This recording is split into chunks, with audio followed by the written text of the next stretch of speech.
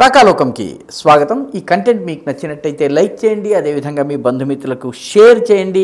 ఇప్పటివరకు సబ్స్క్రైబ్ చేసుకోకపోతే సబ్స్క్రైబ్ బటన్ని నొక్కడం ద్వారా మీరు సబ్స్క్రైబర్గా కావచ్చును. అదేవిధంగా పక్కనే ఉన్న బెల్ ఐకాన్ని కూడా మీరు నొక్కినట్టయితే మీకు రాకాలోకంలో వీడియో పెట్టగానే నోటిఫికేషన్ ద్వారా తెలియజేయటం జరుగుతుంది. మిత్రులారా, భారతదేశంలో సార్వత్రిక ఎన్నికలు జరుగుతున్నాయి, లోకసభకి ఎన్నికలు జరుగుతున్నాయి. దేశమంతా రాజకీయ కోలాహలం ఉంది. రాజకీయ పార్టీలు సమావేశాలని నిర్వహిస్తున్నాయి, ఇంటింటికి వెళుతున్నాయి, ఓట్లను అడుగుతున్నాయి. ఈ దేశంలో ఉండేటటువంటి రాజకీయ పార్టీలు, రాజకీయ నాయకులు, అభ్యర్థులు, సాధారణ ప్రజలు ఎన్నికల గురించి సహజంగానే మాట్లాడుతున్నారు.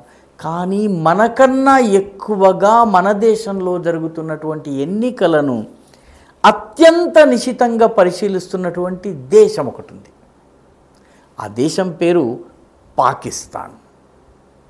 పాకిస్తాన్ రెండు కారణాల చేత భారతదేశంలో జరుగుతున్నటువంటి ఎన్నికల్ని పరిశీలిస్తోంది.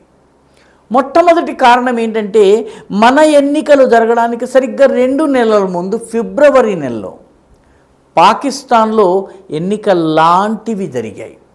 నిజానికి అవి ఎలక్షన్ కాదు, సెలెక్షన్. ఎందుకంటే ఒక పార్టీకి అసలు గుర్తింపు రద్దు చేశారు.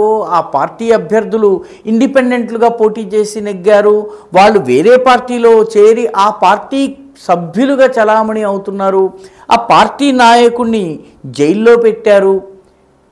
ఎన్నికల పోలింగ్ జరగగానే కౌంటింగ్ ప్రారంభమైంది. అంటే పోలింగ్ బూతులు ఒక చోటకి తీసుకొచ్చే సమయం కూడా లేకుండా కౌంటింగ్ ప్రారంభమైంది. ఒక 30-40 నియోజకవర్గాల పోలింగ్ ట్రెండ్ను చూసిన తర్వాత మిగతా చోట ఉన్నటువంటి అధికారులు ఓట్లను కూడా లెక్కించకుండా ఫలితాలను ప్రకటించేస్తున్నారు. ఈ రకంగా ఎలక్షన్ కాకుండా ఒక సెలెక్షన్ జరిగింది. మెజారిటీ లేనటువంటి 2-3 పార్టీలను కలిపి ఒక అతుకుల బొంతను తయారు చేసి ఒక ప్రభుత్వాన్ని ఏర్పాటు చేయడం జరిగింది. ఎందుకంటే అక్కడ ప్రభుత్వం కానీ, గవర్నమెంట్లో ఉన్నటువంటి మంత్రులు కానీ, ప్రధానమంత్రి కానీ వీళ్ళెవరూ ముఖ్యులు కారు. అక్కడ ముఖ్యమైనది అక్కడ ఉన్నటువంటి మిలిటరీ, ఐఎస్ఐ. దీన్ని కొందరు ఎస్టాబ్లిష్మెంట్ అంటారు, కొందరు రియాసత్ అని అంటారు, రకరకాల పేర్లతో పిలుస్తారు. మొత్తం మీద పాకిస్తాన్లో ఎన్నికలనే ప్రహసనాన్ని, ఎన్నికలనే డ్రామాని ఫిబ్రవరిలో అది జరిగింది. పాకిస్తాన్లో ఉన్నటువంటి ప్రజలందరూ కూడా ఎన్నికల్ని చూశారు. ఇప్పుడు భారతదేశంలో ఎన్నికలు జరుగుతున్నాయి. ప్రపంచంలోని అతిపెద్ద ప్రజాస్వామ్యంలో 140 కోట్ల మంది భారతీయుల్లో దాదాపు 100 కోట్ల మంది ఓటర్లు తమ అభిప్రాయాన్ని చెప్పబోతున్నారు. వివిధ దశల్లో పోలింగ్ జరుగుతోంది. భారీ ఎత్తున ఏర్పాట్లు జరుగుతున్నాయి. పోలింగ్ జరిగిన తరువాత ఈవీఎంలు ఒక చోటకు వస్తాయి, అక్కడ ఉంటాయి. తర్వాత మొత్తము చిట్ట చివరి దశ పోలింగ్ పూర్తయిన తరువాత ఎన్నికల సంఘం అనుమతితో ఓటింగ్ జరుగుతుంది. కాబట్టి తమ దేశంలో సెలక్షన్ ఎలా జరిగింది, భారతదేశంలో ఎలక్షన్ ఎలా జరుగుతుంది, ఇది పాకిస్తానీ ప్రజలు చాలా ఆసక్తిగా చూస్తున్నారు. ఎందుకంటే ప్రపంచంలో ఎన్నికలను ఒక ప్రహసనంగా నిర్వహిస్తున్నటువంటి దేశం పాకిస్తాన్ అయితే చాలా అద్భుతంగా ఎన్నికలను నిర్వహిస్తూ అమెరికా కన్నా కూడా సజావుగా ఎన్నికల్ని నిర్వహిస్తున్నటువంటి దేశం భారతదేశం. గత ట్రంప్ బైడెన్ ఎన్నికల్లో అయితే అసలు ఓటింగ్ జరిగిన విధానం పైనే చాలా ప్రశ్న చిహ్నాలు ఉన్నాయి. అయినప్పటికీ కూడాను దానికన్నా మెరుగైనటువంటి పోలింగ్ మన దేశంలో జరిగింది. ఎందుకంటే మన దేశంలో విపక్షాలు గెలుస్తున్నాయి, అనేక ఎన్నికల్లో విపక్షాలు గెలుస్తున్నాయి, అనేక ఎన్నికల్లో ప్రభుత్వ పక్షము బీజేపీ గెలుస్తోంది. కాబట్టి ఈవీఎంలు ఉన్నా, బ్యాలెట్లున్నా, ఏది ఉన్నా కూడాను ఈ దేశంలో పోలింగ్ వీలైనంత నిజాయితీతో జరుగుతోంది. కాబట్టి పాకిస్తానీ ప్రజలకు ఈ ఎన్నికల మీద కుతూహలం ఉంది. కానీ పాకిస్తాన్లో ఉన్నటువంటి అసలైన ప్రభుత్వం, అంటే పాకిస్తాన్లోని మిలిటరీ, ఐఎస్ఐలకు చెందినటువంటి ఎస్టాబ్లిష్మెంట్ అనే పేరుతోటి చలామణి అయ్యేది ఏదైతే ఉందో, పాకిస్తాన్లో మిలిటరీ అన్నటువంటి పేరును ఉచ్చరించడానికి కూడా జర్నలిస్టులు భయపడతారు. ఎస్టాబ్లిష్మెంట్ అని ఈ రకమైనటువంటి పదాలను ఉపయోగిస్తారు, కానీ మిలిటరీ అని చెప్పడానికి భయపడతారు. మిలిటరీ జనరల్ పేరు చెప్పడానికి కూడా భయపడతారు. అదేవిధంగా జడ్జిలు ఉన్నారు. సుప్రీంకోర్టు జడ్జి రూములోకి కూడాను ఒక మేజర్ లేకపోతే ఒక కల్నల్ స్థాయి అంటే చాలా మధ్య లెవెల్ ఆఫీసర్ నేరుగా నడుచుకొచ్చి ఈ రకంగా తీర్పు ఇవ్వు అని చెప్తే కోర్టు ఆ రకమైన తీర్పునిస్తుంది. కోర్టులు కావచ్చును, విద్యా వ్యవస్థ కావచ్చును, ఆర్థిక వ్యవస్థ కావచ్చును, లెజిస్లేచర్ కావచ్చును, ప్రభుత్వ యంత్రాంగం కావచ్చును, ఇవన్నీ కూడాను సైన్యం గుప్పెట్లో ఉన్నాయి. కాబట్టి పాకిస్తాన్ యొక్క రియల్ పాలకుడైనటువంటి సైన్యం ఈ ఎన్నికల్ని వేరే కోణం నుంచి చూస్తోంది. ఈ ఎన్నికల్లో భారతదేశం లోపల నరేంద్ర మోదీ ఏమన్నా ఓడిపోయే అవకాశం ఉందా?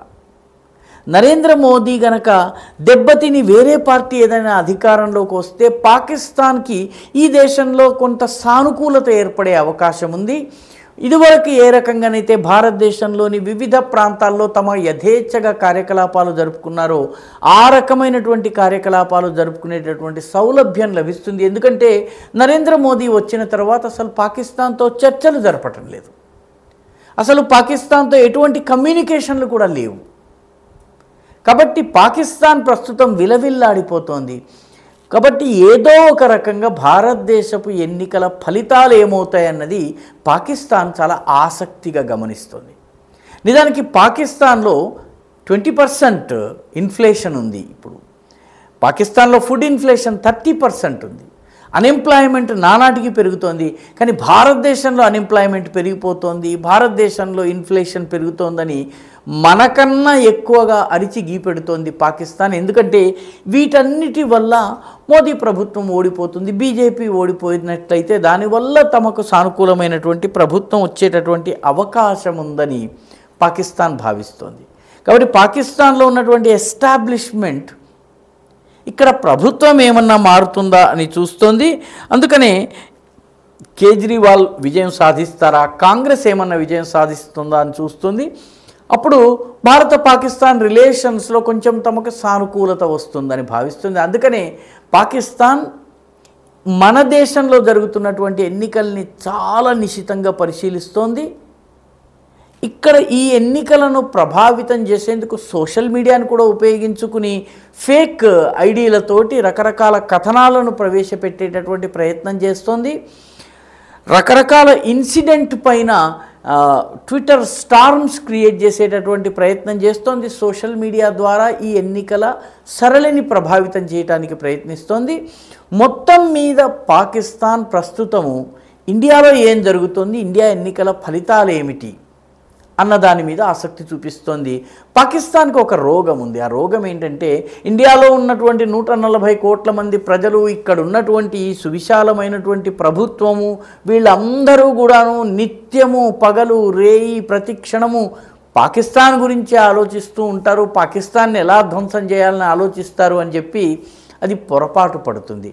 వాస్తవానికి పాకిస్తాన్ గురించి ఆలోచించే ఓపిక తీరిక ఈ దేశంలో ఉన్నటువంటి సర్వసాధారణ ఓటర్లకి లేదు. వాళ్ళ ముందు వేరే ఇష్యూస్ ఉన్నాయి, ఆ ఇష్యూస్ ఆధారంగా వాళ్ళు ఓటింగ్ చేస్తారు. కానీ పాకిస్తాన్ మాత్రము గుమ్మడికాయల దొంగ అంటే భుజం తడుముకున్నట్టుగా ఇండియా అంతా తన గురించే ఆలోచిస్తుంది అన్నటువంటి ఒక పొరపాటు అభిప్రాయంలో ఉంది. అందుకనే ఇండియాలో జరుగుతున్నటువంటి లోకసభ ఎన్నికలు, మన దేశంలో జరుగుతున్నటువంటి లోకసభ ఎన్నికల మీద పాకిస్తాన్ కంటి మీద కునుక్కు లేకుండా కాలం గడుపుతోంది. ఈ వీడియో మీకు నచ్చినట్టయితే లైక్ చేయండి, షేర్ చేయండి, ఈ ఛానల్కు సబ్స్క్రైబ్ చేయండి. మీ అభిప్రాయాన్ని కమెంట్ల రూపంలో తప్పనిసరిగా పంపించండి.